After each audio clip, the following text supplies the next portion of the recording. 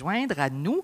Cet après-midi, dans la série Montréal Connect et des Montréal Instants, nous aurons 4 courtes présentations de maintenant jusqu'à 15h30. Et la première vous est présentée par Charles Pirot, qui est fondateur et directeur de Pirot, Pirot Compagnie. Bon Dieu, c'est pas compliqué pourtant.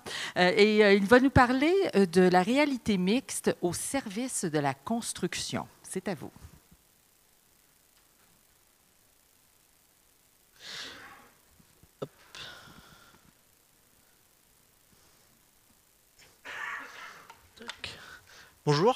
Bonjour à tous. Alors, la réalité mixte au service de la construction. Déjà, je vais essayer d'expliquer un petit peu l'intitulé, la réalité mixte. Qu'est-ce que c'est? Je vais utiliser un autre mot pour le remplacer, la réalité augmentée, qui est un terme qui parle un peu plus à tout le monde. La réalité augmentée, il y a une légère différence avec la réalité mixte. C'est quoi? La réalité augmentée, c'était utilisé dans les jeux vidéo. Par exemple, prenez Pokémon. Voilà, les Pokémon, ça c'est la réalité augmentée. La réalité augmentée, ça veut dire qu'on vient mettre des éléments virtuels dans un environnement réel, mais sans s'occuper de celui-ci. C'est-à-dire qu'en fait, il peut être posé sur une chaise, une table, en interférence avec quoi que ce soit, ça n'a aucune importance.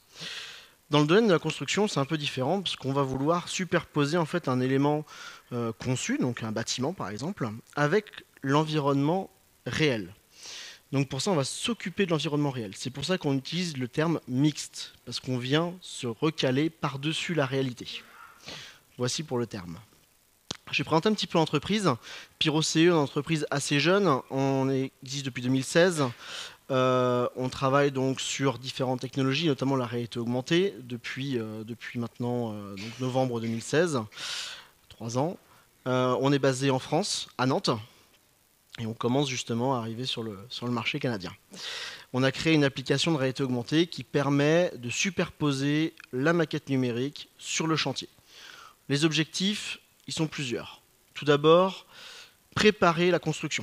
C'est-à-dire qu'un bâtiment a été conçu en 3D, CAO, et on va vouloir justement le superposer à l'environnement réel avant de le construire afin d'anticiper cette construction. Le deuxième, c'est pendant la construction. Il y a différents métiers, différentes étapes. À chaque étape, on va pouvoir vérifier si ce qui a été créé correspond bien à ce qui a été conçu. Et on va pouvoir justement anticiper les éventuels décalages, de manière à ce que les études puissent travailler en même temps que la construction, et ainsi ne pas avoir de surprise au moment de l'installation. La troisième étape, c'est à la fin du chantier. Le chantier est terminé, on a un élément numérique qui correspond, donc un avatar numérique correspondant à la construction. On va pouvoir utiliser la réalité augmentée pour la maintenance, la superposition par-dessus le réel, de manière à pouvoir savoir où sont les éléments de régulation, les éléments cachés, les réseaux, dans les murs, dans les éléments de faux plafond. Voilà. Donc nous, on a créé une application qui s'appelle BIMEXTEND. Comment ça fonctionne? On part d'une maquette numérique sur ordinateur, qu'on va envoyer sur un serveur.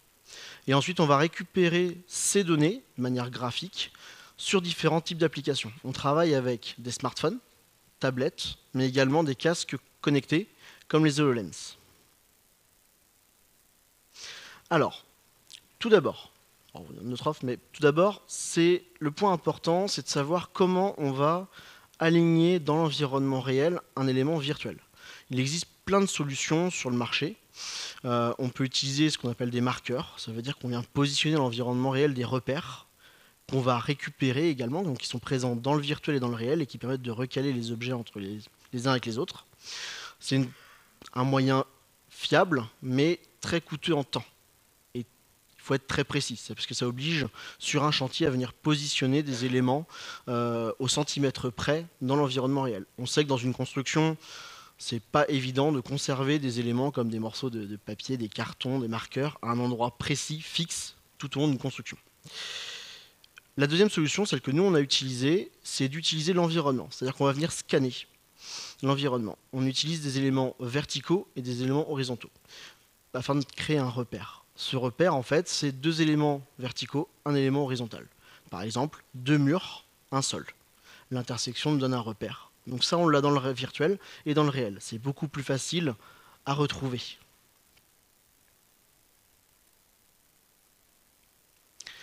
Donc comment ça fonctionne? Le point de départ nous qu'on a eu, c'est de partir d'un logiciel de modélisation. Donc on est parti du logiciel de chez Autodesk qui s'appelle Revit. On commence à travailler avec d'autres types de plateformes, mais ça c'était le premier point de départ. On exporte donc des zones qui font 50-100 mètres carrés. Alors pourquoi on ne fait pas plus grand? Tout simplement pour la précision. L'objectif avec la réalité augmentée, c'est d'être précis. On pourrait exporter un bâtiment complet et l'afficher en lieu et place. Mais on aurait des décalages de 50 cm, 1 mètre. Si dans une petite pièce, par exemple comme celle-ci, on avait des décalages de 50 cm à 1 mètre, ça n'aurait aucun intérêt d'utiliser la réalité augmentée pour vérifier quelque chose. Nous, ce qui nous intéresse, c'est d'avoir une précision au centimètre. Donc 50 à 100 mètres carrés, on est entre 1 et 3 cm de précision. Ce qui est acceptable. Enfin, ce que l'on a jugé acceptable. Ensuite, on a donc un serveur qui permet de gérer son compte. Ça n'a rien d'extraordinaire. Hein. Maintenant, l'application. On a créé une application donc, qui nous permet de récupérer nos fameuses zones, qui nous permet de travailler également hors ligne. Sur les chantiers, on n'a pas forcément toujours Internet. Donc on va pouvoir les récupérer tant qu'on a le Wi-Fi et aller sur le chantier et pouvoir travailler hors ligne. Ça, c'était aussi un point important, c'est de pouvoir travailler et faire des vérifications hors ligne. On choisit donc son projet, sa zone qu'on souhaite vérifier. Et ensuite, on fait une étape de scanning. Donc là, en fait, on voit un maillage qui se crée sur le sol, sur les éléments verticaux. Et on va pouvoir comme ça sélectionner nos références.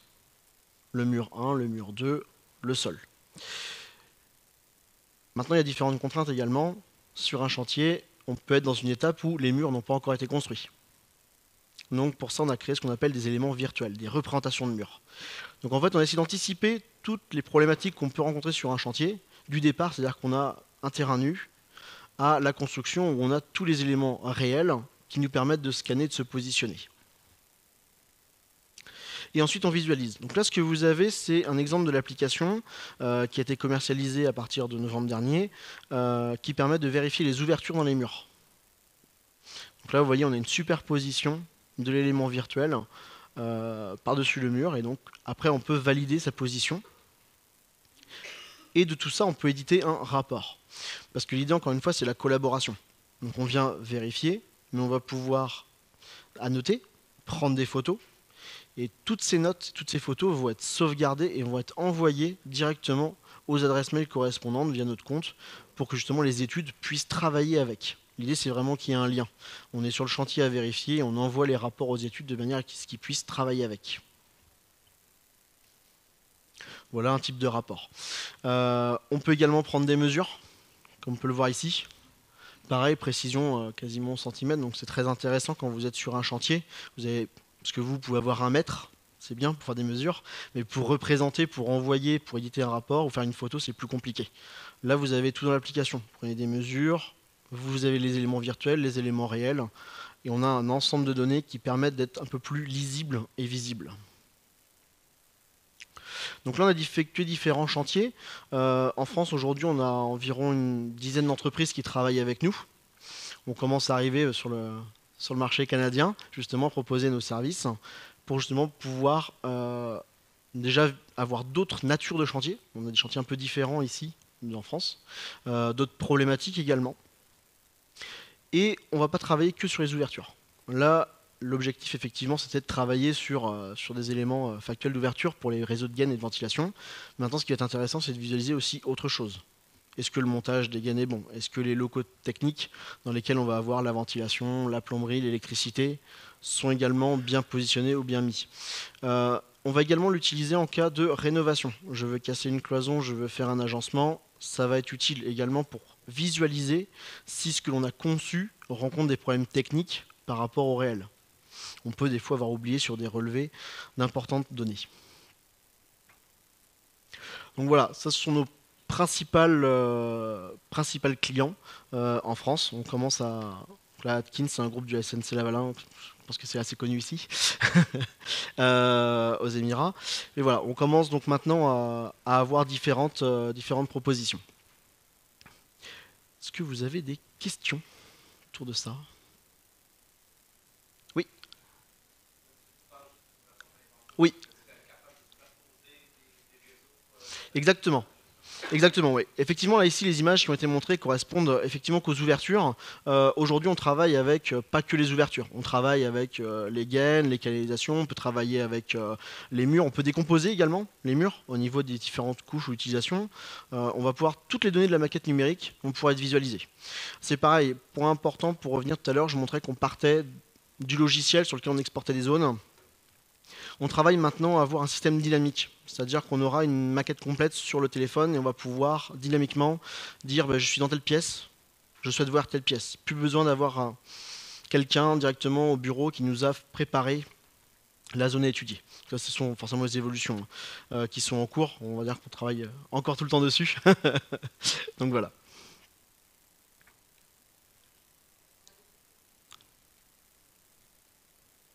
Non, j'étais très clair. Bon, bah tant mieux. Je peux vous inviter à venir me voir après sur la zone tech à partir de 16 h, où j'aurai justement smartphone, tablette, avec juste l'application dessus, avec des démonstrations.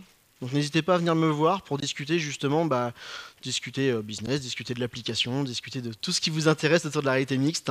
Voilà, donc je vous invite à venir me rencontrer après sur la zone tech. Merci beaucoup, Monsieur Pirot. Merci à vous. Pour notre deuxième Montréal Instant, nous allons inviter Ahmed Riad Bartaï de C-Innov à se joindre à nous. Il va nous parler de réinventer la vision de l'AEC par le numérique, au-delà des données, un savoir intelligent. La parole est à vous. Monsieur. Merci. On va parler, quand C-Innov se présente, on parle de bâtiments intelligents, villes intelligentes. Donc ça, c'est le côté accrocheur. Maintenant, le côté réalité de la chose. Qu'est-ce que c'est un bâtiment intelligent? Qu'est-ce que c'est une ville intelligente? Il faut commencer par ça d'abord. Donc, ce qu'a dit Gandhi, soyez le changement que vous voulez avoir dans le monde. Il faut qu'on soit le changement. Donc, l'accompagnement au changement pour faire aborder ce fameux virage numérique, c'est quelque chose d'important. Donc, c'est une courte présentation. Quand on parle d'intelligence, l'intelligence du bâtiment, qu'est-ce que ça veut dire l'intelligence du bâtiment? On construit depuis des millénaires. Ils ont construit de façon intelligente. Il y a un savoir-faire, il y a un vécu, on a un historique. Qu'est-ce que c'est l'intelligence? L'intelligence, c'est l'intelligence humaine qui a réalisé tout ce qu'on a aujourd'hui comme patrimoine. Maintenant, quand on parle de bâtiments intelligents avec les éléments connectés, on en parle. C'est plus l'intelligence de bâtiments numériques ou de villes numériques. Donc là, il y a le bâtiment numérique, ville numérique, qui ont fait de la modélisation 3D.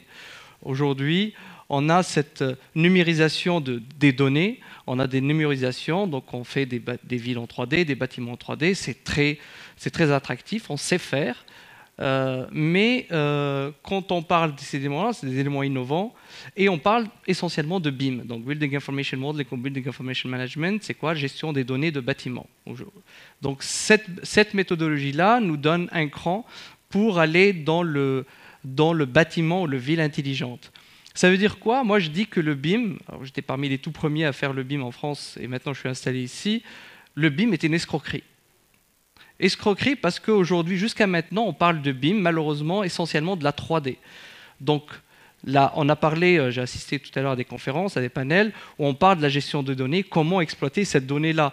Donc il faudrait faire, à travers les cycles du bâtiment, de la conception jusqu'à la gestion de l'opération, et de faire la transmission des données aux différents cycles. Donc, comment faire intégrer les architectes, les ingénieurs, l'entrepreneur pour transmettre les données. Pour l'instant, on donne des maquettes, ce qu'on appelle mortes. Ça veut dire quoi une maquette morte? Ça veut dire qu'une maquette avec son donnée ou avec des données limitées.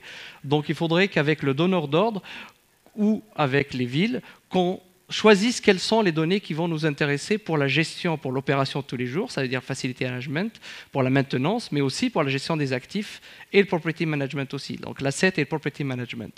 Donc tous ces éléments-là qui vont définir ce que c'est une ville intelligente qui va utiliser la ville numérique plus la gestion des données à l'intérieur. Donc, quand on a un process de SIM, qu'on parle de ville, c'est la technologie qu'on va utiliser pour la ville, donc la gestion des actifs, le transport, l'énergie, la gestion de l'eau, l'empreinte carbone, parce qu'il y a le côté environnemental qui est important, et les objectifs sociaux. Ça veut dire quoi? C'est-à-dire qu'aujourd'hui, pour construire, donc un bâtiment fait partie d'une ville, et du coup, on a toute la gestion intégrée de la ville intérieure. Donc le bâtiment fait partie de cette gestion-là. Donc la gestion des espaces, déterminer quelles sont les différentes zones, comment on va faire pour avoir une mixité sociale et environnementale, la gestion pertenant le potentiel solaire, on a la gestion de l'eau, on a la gestion de l'énergie aussi, pour voir quels sont les bâtiments énergivores ou pas, c'est-à-dire que là, on va se connecter avec une base de données, on a entendu une base de données ouverte, comment on va les intégrer pour gérer ces villes-là. Donc on a des expériences concrètes qu'on a fait à partir de là. La gestion d'émissions de tout ce qui est CO2, le bilan carbone, ça revient. Canada a signé un pacte là-dessus, donc c'est des objectifs qui vont être d'ici 2030. On a tout ce qui est réglementation urbaine. Donc tout ça, c'est de la numérisation qui va nous permettre de gérer mieux notre ville. Le transport, l'eau, le bruit, le zonage, la gestion privilège. Et tout ça, le cœur de tout ça, c'est on ne peut pas le résoudre avec nos méthodes traditionnelles. Ce qu'il disait Einstein, c'est-à-dire on ne pourra pas résoudre les problèmes à partir des mêmes niveaux de conscience auxquels on a été créé. Donc il faudrait quelque chose d'innovant. Et quelque chose d'innovant, c'est la donnée aujourd'hui. C'est le 0 ou le 1 qui est la chose la plus importante. Et comment faire transmettre ces données-là pour communiquer correctement et pour gérer après nos actifs. Donc il faut qu'on travaille pour que le bâtiment, je mets le bâtiment, mais c'est l'infrastructure, c'est-à-dire bâtiment, route, trottoir et tout ce qui est en dessous, comment gérer ces données-là. Donc une donnée, c'est quoi? Donc on a des biens et on va déterminer quelles sont les données à l'intérieur. Donc on a les biens, on a l'information qu'on va mettre dans le bien, on a la gestion, il faudrait la bien gérer, et après on a un système d'information. À partir de là, donc, le bâtiment, c'est une base de données brute. D'accord? Donc aussi, par rapport à utiliser les bons acronymes, on parle toujours de confusion entre données et informations. Là, on est dans une base de données. Après, une base de données qui est brute, il faut la traiter pour devenir une information. Ces informations-là vont nous permettre de sortir de ce cauchemar de gestion, justement pour savoir comment on va l'utiliser. Donc on a des questions à poser de base. Qui va utiliser ces données? Quelles données sont nécessaires? Comment récolter les données? Donc là, on a une base de récolte des données. On en a parlé tout à l'heure de la gestion des données data ouvert.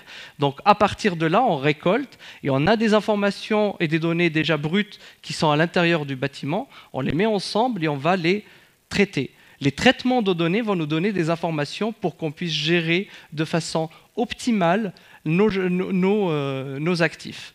Donc là, il y a chaque acteur, donc ces données-là vont vivre à travers le cycle de la construction, donc 2 ans, 3 ans, mais c'est pas ça le plus important. Le plus important, c'est après.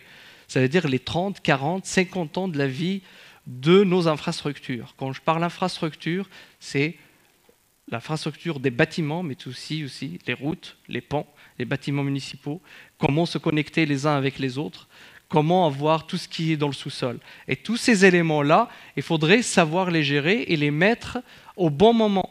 Ce qu'on appelle dans le BIM le LOD, ou Level of Development, comment on va mettre les bonnes informations au bon moment pour que ça soit pas... On a parlé de big data dans le bâtiment parce qu'on va être engouffré d'une certaine masse de données, il faudrait savoir les traiter en amont, c'est-à-dire avec les donneurs d'ordre aujourd'hui, les villes, ceux qui ont un patrimoine important comme Evaluate Cambridge ou autres, c'est eux qui vont donner le là pour savoir comment extraire ces données-là, pour que ces données-là se transforment en bonne information. Donc, au fur et à mesure, donc on intègre les gens comme les ingénieurs, les architectes, les entrepreneurs de la construction, et après tout ce qui est les professionnels de la gestion de données et les professionnels de la gestion d'actifs. Derrière, c'est eux qui vont utiliser. Aussi, aujourd'hui, on sait gérer nos actifs, oui, mais aujourd'hui, nos infrastructures sont en train, je vais aller un peu choquant, sont en train de tomber en ruine carrément. On est en retard, les plus grandes villes du monde, Paris, Montréal, New York, tombent en ruine parce qu'on est en retard dans la gestion de nos actifs. Et cette gestion d'actifs-là, aujourd'hui, manque de ressources, mais aussi mieux gérer nos données. C'est-à-dire qu'à partir de ces données-là, on peut mieux connecter nos données avec la gestion des actifs. Ce qu'on ne sait pas faire aujourd'hui, c'est-à-dire si on fait des travaux quelque part, aujourd'hui nos villes ou nos gestions, c'est-à-dire qu'ils sont sillonnés, chacun travaille de son côté. À partir de là, donc, on peut mettre toutes les bases de données communes pour qu'on puisse faire de la gestion intégrée, primo.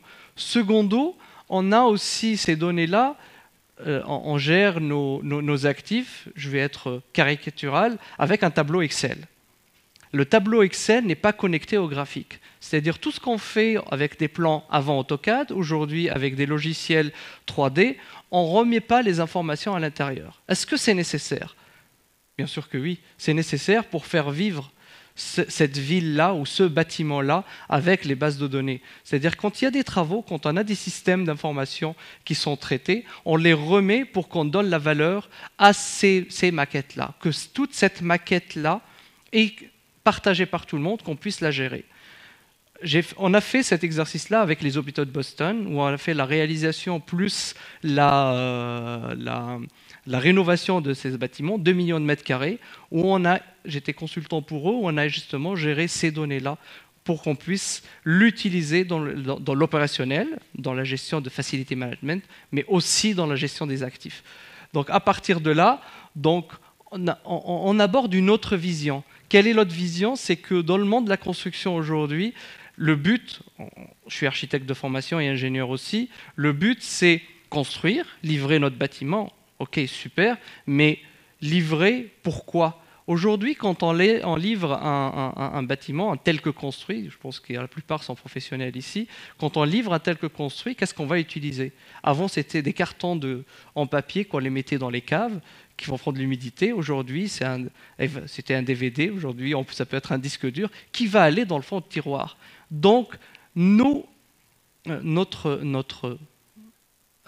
as-build n'est pas exploitable.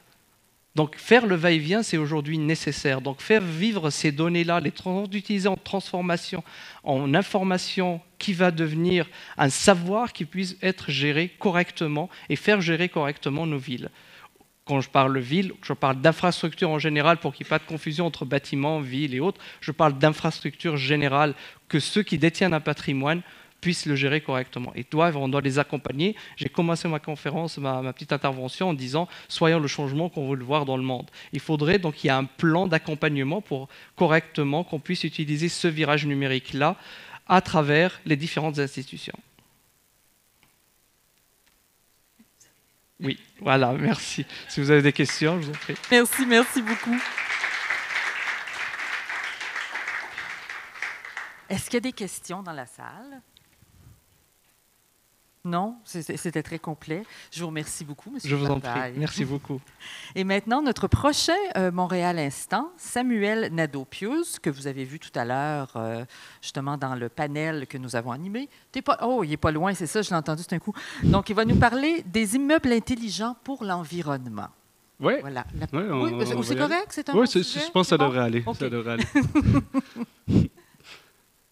Donc, merci tout le monde. Je vais me présenter, Samuel Nadeau-Pius, ancien du HEC. Donc, je ne serai pas ici pour vous dire comment conceptualiser un immeuble, oubliez ça. On va mettre ça au clair tout de suite. Avant ça, juste savoir qui est dans la salle. Est-ce qu'il y a des architectes? La main levée pour que je sache à qui. C'est correct que je ne vais pas me laisser le juste un. Sinon, des gens dans l'industrie de la construction ou les autres, des gens curieux de la numérisation ou... Ouais, ça va être ça. Donc Samuel, comme j'ai dit, j'ai étudié au HEC, j'ai fondé une entreprise il y a 2 ans. Avant ça, je jouais au football. Peut-être pour ça la shape aujourd'hui, ça doit être ça. Mais non, c'est pas vrai. J'ai déjà été en shape, moins un peu. Mais c'est pour ça les coups à la tête. Je me suis fait plaquer souvent. Puis c'est peut-être de là que l'idée folle est née. Peut-être de là que je veux me revenger sur quelque chose de plus gros. Mais aujourd'hui, ce que moi j'ai décidé de tackle comme problème, c'est les changements climatiques. Les changements climatiques, je peux vous les énumérer. Là. Ça, c'est une source, je ne sais pas si c'est fiable, la NASA, je ne sais pas si vous connaissez. Ça, c'est des articles de la NASA qui prouvent que les changements climatiques sont vrais, sont là, puis qu'il faut agir. Il faut agir. Souvent, on entend parler, là, qu'est-ce qui est à la mode en ce moment, on entend beaucoup... avant ça, Avant ça, j'essayais de trouver une image là, qui parlait pour les changements climatiques. Bon, qu'est-ce qui va les interpeller le plus? Puis là, j'en trouvais pas. J'étais sur Google Images. Colin, qu'est-ce qu'on va aller chercher? Finalement, j'ai décidé de prendre une image que j'ai prise quand je suis allé en Chine en mission commerciale l'année passée. Ça, c'est Forbidden City. C'est une super belle ville. Ça, c'est le smog en Chine aussi. Il faisait beau. C'est une belle journée en Chine. C'était une journée ensoleillée. Donc, ça m'a parlé. Ça m'a amené cette mission-là. Ça a confirmé la mission de Maxen, l'entreprise que j'ai fondée il y a 2 ans, qui est justement d'améliorer l'efficacité énergétique des bâtiments pour avoir un impact positif sur la planète. Je pense que cette mission-là était pas mal plus intrinsèque à moi, qui s'est transmis dans la business, mais ça m'a parlé beaucoup. Puis là, aujourd'hui, que j'ai commencé, je vous jure, je vais finir par être de bonne humeur, là, mais aujourd'hui, là, le trend, ce qu'on entend beaucoup parler, c'est les autos électriques. Là. On va on va combattre les changements climatiques, les autos électriques sont là, sont bonnes. Est-ce qu'il y a quelqu'un, Claude, tu n'as pas le droit, tu étais là quand j'ai fait ma présentation. Y a-t-il quelqu'un qui veut essayer de deviner à quel. Ils ont fait un ranking des 100 causes ou les 100 threats, les 100 menaces pour les changements climatiques. Les autos électriques, vous pensez c'est à quelle position? Essayez-le. Là. Non? Ouais? 2? Tu penses 2? Non? C'est un peu plus haut que ça. C'est à la 26e position. C'est la 26e position. Je ne veux pas dire qu'il faut dénigrer ça. C'est correct, il ne faut pas banaliser ça. Mais la première cause pour les changements climatiques, la première menace, c'est les immeubles. Plus précisément, l'air climatisé. L'air climatisé sont là. Là, je ne suis pas en train de vous dire qu'il faut arrêter tous les airs climatisés. Ce n'est pas ce que je veux dire. Les airs climatisés sauvent des vies dans les canicules. Je suis conscient de ça, mais ce que je dois dire, c'est qu'il faut apprendre à les contrôler. Il faut apprendre à les contrôler parce que, en fait, 40% de la consommation énergétique viennent des immeubles. C'est énorme. Puis 30% des gaz à effet de serre, 13% des gaz à effet de serre également viennent des immeubles. Et que là, ce que je veux vous dire aujourd'hui, c'est qu'il n'est pas trop tard, mais là, c'est un wake-up call. Comme moi, je suis là aujourd'hui, je vais vous brasser un peu. Là, je ne parlerai pas de ma business aujourd'hui, je m'en fous. Vous viendrez me voir me parler après de ça. Moi, c'est aujourd'hui, je veux vous réveiller. Je veux vous montrer un peu c'est quoi l'industrie en ce moment des immeubles, puis comment où qu'on doit se rendre pour combattre ça. La situation actuelle, je vous le dis, là, comme les slides vont tomber au jaune, je vais devenir de bonne humeur. Là, je ne suis pas encore de bonne humeur. En ce moment, ce que je vois, là, on parle d'immeubles connectés, d'immeubles intelligents. Ce qu'on remarque, c'est des immeubles connectés, super connectés, pas intelligents. Pour moi, l'intelligence d'un immeuble, c'est pas d'être capable de sélectionner ou d'être capable de réserver une salle de réunion avec son téléphone cellulaire. Je pense que, j'espère que vous êtes d'accord avec moi, sinon je m'en viens avec vous. Sinon, ce qu'on se rend compte dans l'industrie, souvent je me promène, je rencontre beaucoup d'immeubles, chauffés, climatisés en même temps. Pourquoi? Les systèmes ne se parlent pas, les systèmes sont mal faits, il y a des erreurs de même, aucune détection d'anomalie. Aucune analyse des comportements. Là, les immeubles sont connectés, on a mis des sensors, on a dépensé des millions en sensors, on n'utilise pas ces données-là. On ne peut pas les analyser, il n'y a pas de standard dans ces données-là. Donc, c'est bien beau avoir une base de données immense, il n'y a aucune standardisation dans ces bases de données-là. Il faut absolument aller chercher ça. Je vais revenir, je vais avoir des solutions, là, je vous promets. Donc, le manque de continuité dans les projets. Tantôt, je pense que c'était un bon exemple. J'ai pu faire le panel avec des architectes, puis je pense que c'est venu de tout le monde. Il doit y avoir une intégralité de tout le procédé. Donc, c'est bien le fun de faire un bel immeuble. Puis j'adore l'architecture, je l'ai dit tout à l'heure, il y a des œuvres d'art qui sont conçues, mais après, l'immeuble continue à vivre. Puis, excuse-moi, monsieur l'architecte, mais un immeuble, c'est pas fait pour être sur une photo dans un mur. Il faut que l'immeuble continue à vivre, il faut qu'il continue à évoluer avec ses occupants. Donc, c'est vraiment de quoi qui ne se fait pas vraiment aujourd'hui. Puis, là, les architectes, il y a des belles conventions. Là, je parle souvent de LEED, mais quand j'arrive dans des immeubles, puis pour avoir des points LEED, ils ont mis des tapis dans les garde-robes. Moi, ça m'énerve. Moi, ça m'énerve, puis je pense pas que c'est là que l'industrie devrait être. Bon, ça, j'ai hésité avant à mettre cette slide-là. Je pense qu'il y a une opportunité pour nous de rendre cette industrie-là sexy. C'est rare que je parle à mes amis puis je leur dis ouais, ben moi, je suis dans la gestion énergétique des bâtiments. Tout le monde, comme il faut aller reprendre la place que les autos électriques ont pour les bâtiments. C'est clair là, que les bâtiments sont là, sont plus importants, c'est le number one threat. Il faut remettre ça sur place. Si vous êtes ici, vous vous intéressez au numérique, vous vous intéressez aux bâtiments, comme je vais me fier à vous. Donc, il va falloir que ce soit nous le cheval en avant dans la bataille. Là. Je ne sais pas c'est quoi l'expression exacte, là. Mais il va falloir être en avant puis il va falloir le promouvoir, ça. Il va falloir promouvoir ce changement-là. c'est un marché très traditionnel. Là, comme tantôt, je me suis senti mal, j'ai dit que c'est un marché vieillissant. Mais c'est un marché très traditionnel. Il y a des approches traditionnelles qui ne sont pas nécessairement adaptées au logiciel, à l'approche qu'on a dans le logiciel. Nous, on fonctionne de manière agile, on arrive avec des standards d'industrie de construction ou de bâtiment qui ne sont pas du tout adaptés. Donc, c'est vraiment, il va falloir adapter ça, puis je vous jure, il va juste avoir des bonnes choses qui peuvent arriver de ça. Puis de la façon de le faire, là, je pense que vous avez entendu là, comment je parle, là, c'est une mission qui va devoir nous driver. Comme, en tant qu'industrie, je pense qu'il va y avoir une mission d'aller faire de quoi pour notre planète. Parce que justement, là, comme je l'ai dit, wake up call, là, comme il faut le faire. L'intelligence artificielle est là, comme surtout à Montréal, je pense que vous le savez, on en entend toujours parler. Je pense que c'est une bonne occasion pour nous de mettre ça de l'avant. Je pense que c'est super sexy, l'intelligence artificielle. Là, le monde arrive en gogoune travailler, c'est beau, c'est le fun. Mais il faut vraiment amener ça, puis la numérisation. Je pense que vous l'avez tout compris, si vous êtes ici, je pense que vous êtes des early adapters de la numérisation. Donc, je pense que je ne peux pas vous chicaner, vous, mais là, je suis encore trop fâché, puis les slides sont jaunes, je m'excuse. Donc, oups. Les pistes de solutions, je vous ai dit, j'allais arriver avec ça. Selon moi, je vous l'ai dit, il faut agir là, puis l'humain n'est plus assez. L'humain, c'est drôle, la semaine passée, j'étais à Toronto, puis quelqu'un me dit « Mais qu'est-ce que l'intelligence artificielle fait de plus qu'un humain ne pourrait pas faire en arrière de son ordi? » Puis là, j'ai sorti mon exemple.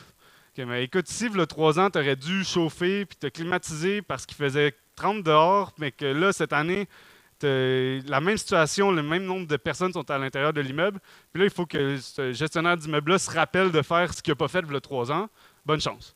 Fait que lui, ce qu'il me dit, il dit « Ah, wow, OK, fait que le AI, il n'oublie pas. » Le AI n'oublie pas. Fait que moi, c'était super parlant. Puis je pense que l'intelligence artificielle, où ce qu'on est rendu, peut nous permettre ça, déjà. L'éducation, je pense que j'en ai parlé beaucoup sur le panel. L'accompagnement, c'est une des missions qu'on s'est donnée en tant qu'entreprise chez Maxen, c'est d'accompagner ces gestionnaires d'immeubles-là. Je ne vais pas réutiliser le même exemple, mais on fait affaire avec des grosses firmes super complexes, avec une équipe complète en gestion d'immeubles. Puis on est capable de leur apporter une plus-value, c'est certain, mais on fait également affaire avec des firmes, avec des industriels, que le gars qui s'occupe de la maintenance ou la gestion énergétique du bâtiment, mais c'est le même gars qui fait la gestion de la chaîne de production. Fait que je vous jure qu'il n'est pas avancé aussi loin, puis il n'y a pas juste ça à faire. Il n'y a pas juste ça à faire, fait que l'intelligence artificielle, si on peut aller aider, puis j'espère que je vais en parler. Si on peut aller aider ces gens-là, on ne veut pas remplacer les gestionnaires d'immeubles, on veut pas, c'est vraiment pas ça. Puis Claude utilise souvent cette analogie-là. On veut les rendre, ces humains-là, on veut les rendre des superhumans. On veut juste qu'ils puissent se concentrer sur des tâches à valeur ajoutée et non dans le day-to-day de juste changer des points de consigne. C'est pas ça qu'on veut qu'ils fassent. Piste de solution, je ne veux pas rentrer trop en détail, là, mais il y a des belles tendances, il y a des associations comme le Smart Building Alliance en France qui amènent cette standardisation-là dans les données. Il y a le projet ESTAC en Amérique du Nord qui amène cette standardisation-là pour permettre des entreprises comme la nôtre ou peu importe d'avoir une standardisation dans ces données-là. Là, j'ai bâché un peu LEED tout à l'heure. LEED aussi, c'est une super belle une organisation. J'aime ça. Mais nous, on se rattache surtout à BOMA parce que, selon nous, l'immeuble continue à vivre plus longtemps que la conception de l'immeuble. Puis BOMA est vraiment dans la meilleure pratique de gestion des immeubles.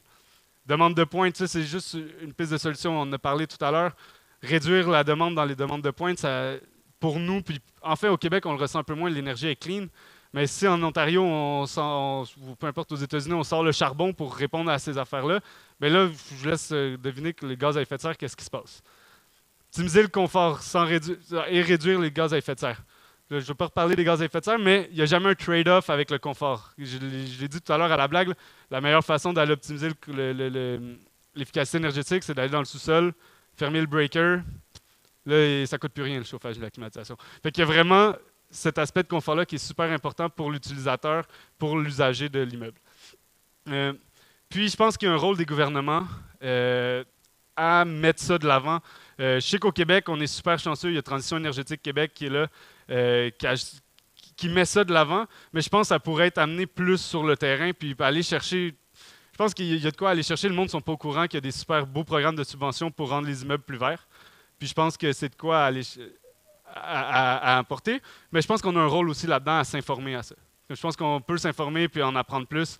Puis, comme je vous le dis, vous êtes ici, c'est que vous êtes intéressé à ça. C'est pas à vous, il faut le dire, il faut spread the word, qu'il faut spread l'information. Puis je pense que c'est là qu'on va pouvoir faire une différence. Bon, OK, là, j'ai parlé, j'ai donné des pistes de solutions. Puis je sais pas si dans la salle, il y a quelqu'un qui ça tente de participer avec moi. Là, je suis tanné de parler tout seul, j'aime mieux le panneau. Est-ce qu'il y a quelqu'un qui a des idées complètement outside the box qui pense que ça pourrait être bon pour l'efficacité énergétique des immeubles? Non, hein? Ok, c'était sûr. Ben, je m'étais préparé pareil. Fait que moi, j'en avais fait parce que je me doutais de ce que ça allait arriver. J'ai pas voulu parler de mon entreprise, mais je vais parler d'une autre entreprise. Je suis un gars de même. Float4. C'est une entreprise que j'ai eu la chance de rencontrer dernièrement à Montréal. Puis eux, c'est vraiment des idées comme complètement folles que moi, j'avais pu parler avec ce gars-là, puis on avait dit, tabarouette, ça pourrait être une bonne idée. Eux, ils font des gros écrans dans les immeubles. Puis ils peuvent animer, peu importe, ils peuvent faire tu passes devant l'écran, tu vois ta forme marcher. Nous, on avait parlé, écoute, si on pouvait ramener les données du building, puis de dire, hey, écoute, là, le building consomme en malade, ou il consomme ben trop, hey, on devrait mettre le building tout rouge, puis là, le monde va faire attention. Là, on va, comme pour intégrer cette notion de gestion énergétique-là au Québec. Ça, on avait pensé à ça ensemble. Je vous l'ai dit, c'était vraiment outside the box. Des rideaux motorisés. Je sais pas qui a eu cette idée-là. Là, on a commencé avec ça. On a commencé avec ça comme produit. Ça n'a pas super bien marché. Des rideaux motorisés qui sont capables d'optimiser l'efficacité énergétique. Le soleil est là. Baisse les rideaux si tu essaies de climatiser ou laisse-les lever si tu essaies de chauffer. Le soleil peut chauffer à sa place. C'est toutes des petites idées qu'avec l'intelligence artificielle ou la numérisation, c'est possible de faire. Le design vert avec la gestion AI. Vraiment... On parlait de toit vert, moi ça me fait triper ces immeubles-là avec du gazon, mais quand ces projets-là ont l'air de tout arrêter à cause de la gestion que ça demande. Mais si on est capable tantôt il y avait la Eleni qui parlait d'une tondeuse électrique qui allait tout seul, comme avec l'intelligence artificielle, je pense que c'est de quoi qu'on pourrait faire. Je pense qu'on devrait penser à ça. Je veux juste amener des idées, puis tant mieux s'il y en a une qui vous accroche. Le BIM. On parle beaucoup du BIM, puis je pense qu'il y a des représentants du BIM ici, je vais faire attention à ce que je dis. Mais d'intégrer, je vous parle de gestion énergétique, de l'intégrer dès la conception de l'immeuble. Puis je pense que ça pourrait être une belle alternative pour justement pouvoir prévoir ça. Puis il y a des programmes de récompense. On ne bouge pas tant qu'on n'a pas de récompense. Fait que je vais revenir au gouvernement, donnez-nous plus d'argent, puis ça va aller mieux. Non, c'est vrai, mais c'est un peu dans ce sens-là que je voulais aller. Fait que pour conclure, une autre slide? Il y a 3 choses que je veux que vous reteniez. C'est qu'on doit agir maintenant. Le wake-up call est là. On ne doit pas agir comme si tout va s'arranger tout seul. On doit faire comme si la maison est en feu. Ça sonne mieux en anglais, comme si la maison est en feu. Il faut agir là. C'est les données qu'on veut exploiter, pas notre planète. Les données sont là pour justement améliorer l'efficacité énergétique. Puis j'ai confiance en nous. Je nous aime. Moi, je pense qu'on devrait s'en sortir. Fait que je pense que ça fait une belle conclusion. Si vous avez des questions... Est-ce qu'il y a des questions dans la salle? Oui. Oui, vous avez une question? Oui, salut. Oui. C'est juste par rapport... Ce serait bien que ce soit le BIM est intégré, mais ça existe déjà depuis très longtemps. Oui. Ça fait, pour la gestion énergétique. Depuis très longtemps. Je suis expert en rénovation énergétique moi-même. Bon, on se parlera. Et je suis lead IP aussi. Nice. Donc, c'est à toi qui m'excuse. Donc ça, tu as critiqué, c'est pas grave. Mais on l'utilise depuis très très longtemps. Ouais. Donc on l'a utilisé déjà depuis les bâtiments, les simulations. comme simulation depuis 2010-2011. Okay. Les technologies sont matures et on est allé même avec des simulations de bilan carbone, que ce soit pour les bâtiments ou pour les villes. Donc je suis content. J'ai juste mis ça pour te provoquer, pour savoir que tu es là. Merci. Pour savoir que tu es là, puis on va pouvoir se parler après. Bien fait, comme ça, voilà, on peut échanger. Mais ça existe déjà depuis très très longtemps.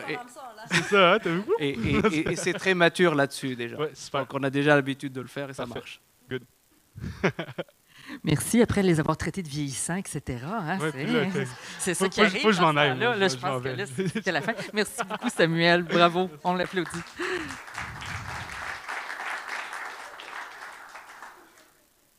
On va faire exprès, on va dire le dynamisme de la jeunesse. Hein?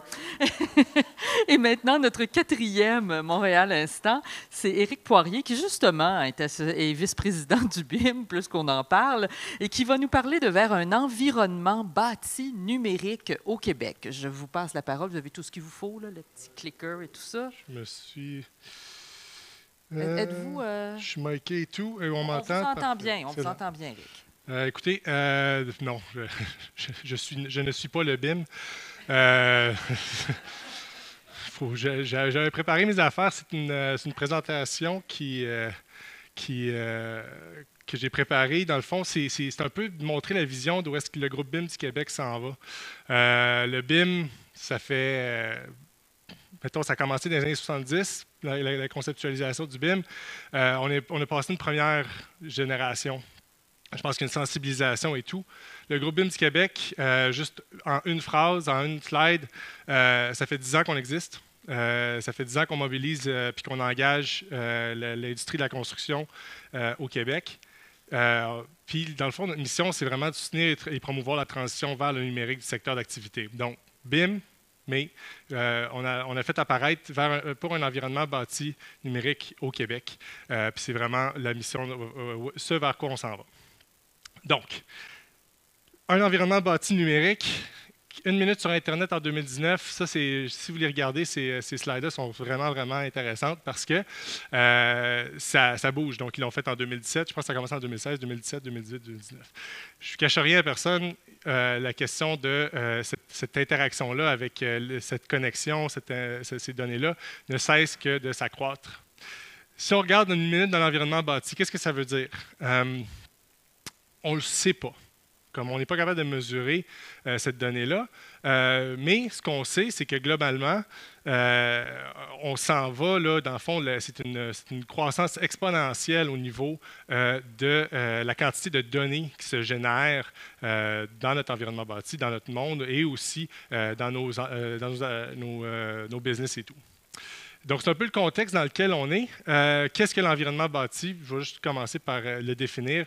L'environnement bâti, dans le fond, c'est toute intervention humaine sur l'environnement naturel pour créer des lieux, créer des bâtiments, des infrastructures. Donc, pourquoi la notion d'environnement bâti? Le BIM, c'est très cloisonné. Le BIM, c'est vu comme étant quelque chose de technologie pour du monde en conception. Il faut comprendre, il faut décloisonner cette notion-là en premier, et c'est pour ça qu'on parle d'environnement bâti numérique, de Digital Built Environment. Quand on regarde l'environnement bâti, depuis 2010, il y a plus de monde qui vivent dans les villes qui vivent en dehors des villes. Et cette croissance-là ne cesse que d'augmenter. On parle de 70% de la population mondiale qui va vivre dans des villes d'ici 2050. Puis peut-être que en Amérique du Nord, les villes grossissent. Cette croissance-là, c'est surtout en Asie. Mais vous comprenez, la planète, elle ne change pas de grosseur. Donc, c'est énormément de drain sur les ressources. Donc, à ce niveau-là, c'est toujours drôle de faire une présentation, puis quand on a les mêmes indicateurs, mais on n'a pas les mêmes données. Ça vient de l'International Energy Agency. Donc, c'est 28% des émissions mondiales de CO2. 13 ou 28, c'est quand même beaucoup. 40% des ressources d'énergie primaire consommées, 40% des ressources naturelles, puis 40% des volumes de déchets produits par la livraison, puis l'opération ou le maintien de notre environnement bâti. On met ça dans le contexte actuel, qui est un contexte de croissance, qui est un contexte aussi où est-ce qu'en tant que société, on a des décisions à prendre. On a parlé Ahmed l'a bien dit, on a des infrastructures qui sont en train de tomber en ruine, carrément. Et les gouvernements, et on a des choix sociétals à faire qui doivent prendre en compte, dans le fond, 5 éléments. Le développement durable, c'est le plus important, tant qu'à moi. On parle de, acidification et tout. On parle de l'extinction massive et ainsi de suite. L'autre question, c'est d'encourager l'innovation. C'est pour ça qu'on est ici aujourd'hui. Comment est-ce qu'on innove? Comment est-ce qu'on trouve des solutions à des problématiques qui peut-être n'existent même pas déjà? On gère des budgets de plus en plus contraignants, il faut faire plus avec moins. On a une infrastructure vieillissante et on a une rareté de main-d'œuvre. Ça, c'est particulier au Québec, au Canada en ce moment, dans certains centres urbains. Donc, c'est 5 éléments qu'il faut garder en tête. Puis, quand on passe vers cet environnement bâti numérique-là, dans le fond, ça répond un peu à ces défis-là. pour mettre un peu en contexte, on a parlé, il y a certains concepts qui ont été mis, City Information Modeling, Building Information Modeling et tout. À la base, on voit l'environnement bâti comme un système de systèmes. C'est un système à l'intérieur duquel plusieurs petits systèmes évoluent. Et ces systèmes-là, avec l'avenue du numérique, deviennent de plus en plus interconnectés. Ils deviennent connectés au niveau local, régional et territorial, et voire global. Quand on parle de, donc, rendu à cette échelle-là, c'est une question de connexion globale. Et ce qui coule à travers ces réseaux-là, qu'est-ce qui coule à travers, dans le fond, toute cette interconnexion-là, c'est la donnée. Puis je ne pense pas que je l'ai écrit assez gros. C'est aujourd'hui, dans le fond, c'est le cœur de ça. Il n'y a personne qui est tombé en bas de sa chaise avec ça. Je lisais hier, en ce moment, il y a une commission parlementaire sur Facebook, puis Jim Balsillie, anciennement Research and Motion, je vais trouver la quote, parce que, la citation, parce qu'elle est excellente. On entend dire que « data is the new oil ». Donc, la donnée, c'est le nouveau pétrole. Jim Balsillie, anciennement chez Research and Motion, dit « Data is not the new oil, it's the new plutonium. Amazingly powerful, dangerous when it spreads, difficult to clean up, and with serious consequences when improperly used. » J'ai trouvé ça génial parce que c'est vrai. Est-ce que les conséquences d'utiliser de la donnée de manière mal dans l'environnement bâti a des conséquences néfastes? Je crois que oui. Donc, je vais arrêter là. On est aux prises avec, ça c'est quelque chose, cette figure-là, elle est rendue notoire dans les présentations sur le numérique, la question de la fragmentation de l'information. Donc, l'information est créée en silo et vous pouvez remplacer les personnages par des bases de données, par des outils numériques, whatever, mais c'est juste la question que l'interconnexion entre les différentes sources d'information, elle est fragmentée. Ceci cause, ça c'est encore une fois traditionnellement dans le cycle de vie d'un actif immobilier, ça cause des scissions dans le temps et de la perte d'information, de la perte de productivité et tout ce qu'on veut avec ça. Quand on prend l'échelle, donc ça c'était l'échelle d'un actif dans le contexte d'un projet immobilier très spécifique, c'est quelque chose quand on présente le BIM. Quand on regarde ça à une échelle macro, on commence à regarder les différents systèmes qui sont en place dans la ville, ou dans la ville, dans un pays, whatever. C'est qu'on commence à regarder que c'est une vue matricielle sur ces systèmes-là. Donc, quand on regarde les différentes sources d'information, puis les différents services qui sont supportés, c'est qu'on voit une fragmentation au niveau des données, aussi au niveau de la gouvernance, puis au niveau des décisions qui sont prises. Donc, encore une fois, prenez ce contexte-là. Pourquoi l'environnement bâti numérique? Comment est-ce qu'on vient supporter tout ça et rendre un cadre commun? C'est vraiment le but un peu de la présentation d'aujourd'hui. Celle-ci, ça c'est une étude de McKinsey. Je l'utilise beaucoup depuis un certain temps parce que c'est quand même intéressant. On parle de perte de productivité dans la livraison de l'environnement bâti, mais je pense que dans le cycle de vie d'un actif, c'est tout aussi vrai. La technologie demeure l'élément ou la voie la plus prometteuse pour améliorer la productivité du secteur. Petit bémol, seulement si déployé de manière cohérente. C'est ça, encore une fois, en tant qu'OBNL, on n'a pas d'intérêts commerciaux. Nous, le but, c'est de faire en sorte que le Québec avance de manière cohérente et avance ensemble. C'est de dire, bon, mais comment est-ce qu'on déploie les technologies, comment est-ce qu'on déploie un environnement bâti numérique de manière cohérente? On a fait un rapport en 2017, on a proposé une 60aine de recommandations, donc 5 axes. Je vous encourage, et sur notre site web, à le downloader. Encore une fois, le pourquoi derrière. La question, ça revient toujours à la prise de décision. Puis ça, c'est l'unité d'analyse qu'on a commencé à regarder, c'est la prise de décision. Donc, ça, c'est une source, c'est Mott MacDonald. C'est le Center for Digital Built Britain qui, dans le fond, veille à cette mise en place d'un environnement bâti numérique au UK. Donc, la question vraiment, c'est la prise de décision. Comment est-ce qu'on améliore ça? On parle beaucoup de différents concepts. Le concept de jumeaux numériques, c'en est un qui devient de plus en plus populaire. Et donc, tout ce qui est modélisation de l'information, que ce soit, peu importe l'échelle, vraiment, encore une fois, c'est de la donnée pour supporter de la décision. Ici, où est-ce que nous, le groupe BIM du Québec, on opère, c'est vraiment à la base. Quand on regarde encore une fois, une notion de système qui supporte des objectifs, le framework, underlying framework en bon français, c'est vraiment cette notion de données et d'infrastructures technologiques qui permet d'actualiser ou ces objectifs-là. Encore une fois, je reviens, cette figure-là, c'est un peu les possibilités du numérique et ça demeure que si on veut tout ça, le Building Information Modeling, la modélisation de l'information, donc oubliez le B, gardez le IM, la modélisation de l'information, la gestion de l'information, c'est la clé de voûte du virage numérique et c'est la manière qu'on l'aborde au groupe BIM. Donc, ça revient à cette notion-là. C'est quoi les promesses de tout ça? On parle de, ça c'est encore une fois, bingo, j'ai la slide. Ce qu'on va voir avec un environnement bâti numérique, avec une ville intelligente et tout ça, c'est vraiment cette notion de, on rajoute de la donnée, on vient bonifier la donnée qu'on a sur notre actif. Donc, sur nos fondations, sur nos fondements de réseau et tout ça qu'on a, on vient bonifier et rajouter à cette donnée-là. On parle de Internet of Things, 4.0, tous les termes qui sont à la mode aujourd'hui vont vers cette notion-là de capture de données et de prise de décision informée. Je finalise, j'ai 5 slides là, qui finalisent avec ça. Donc, j'ai mis en contexte un peu le pourquoi. Dans le fond, c'est quoi les prochaines étapes qu'on propose? Ça revient au rapport qu'on a effectué en 2017. Un des points à souligner, c'est vraiment la notion, le besoin d'une stratégie. On n'a pas de stratégie au Québec, on n'a pas de stratégie au Canada, on n'a pas de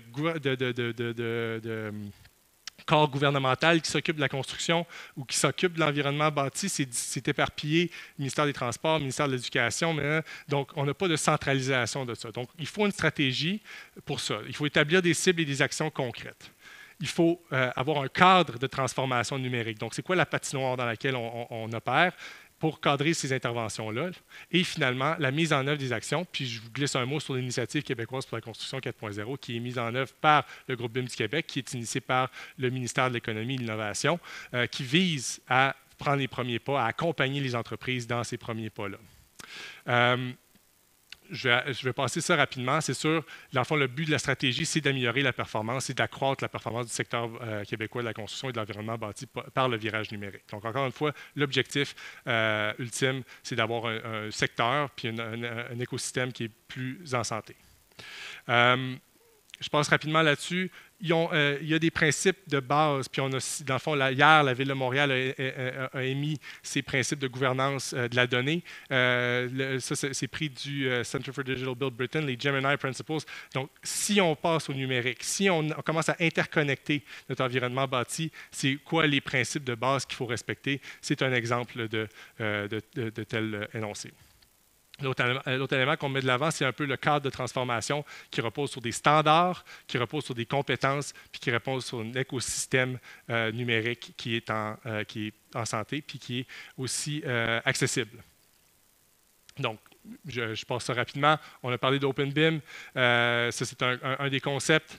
On a parlé de niveau d'échelle de données, donc le GIS, le Building Information Modeling, puis cette continuité des données-là. On parle de compétences. On parle d'écosystème, donc d'outils, d'échange d'informations, d'écosystèmes d'environnement commun de données. Donc, tout ceci qui cadre à l'intérieur d'une stratégie qui, dans le fond, a des buts communs. Je vous invite à visiter le site constructionnumérique.ca pour l'initiative québécoise pour la construction 4.0. Encore une fois, je le répète, c'est une initiative gouvernementale. Donc, le gouvernement voit l'importance d'agir et met de l'avant des initiatives. Là-dessus, merci beaucoup. Merci beaucoup, M. Poirier. C'est donc la fin pour le Montréal Instant, mais cela dit, il y a un autre panel encore, justement, avec, entre autres, Éric Poirier, qui se tiendra dès 16h. Alors, je vous invite à venir nous rejoindre ici si vous voulez continuer à discuter d'architecture et de données, etc. Et là, ça va être la ville, la mobilité, la ville connectée aussi dont on va parler. Alors, à tout à l'heure.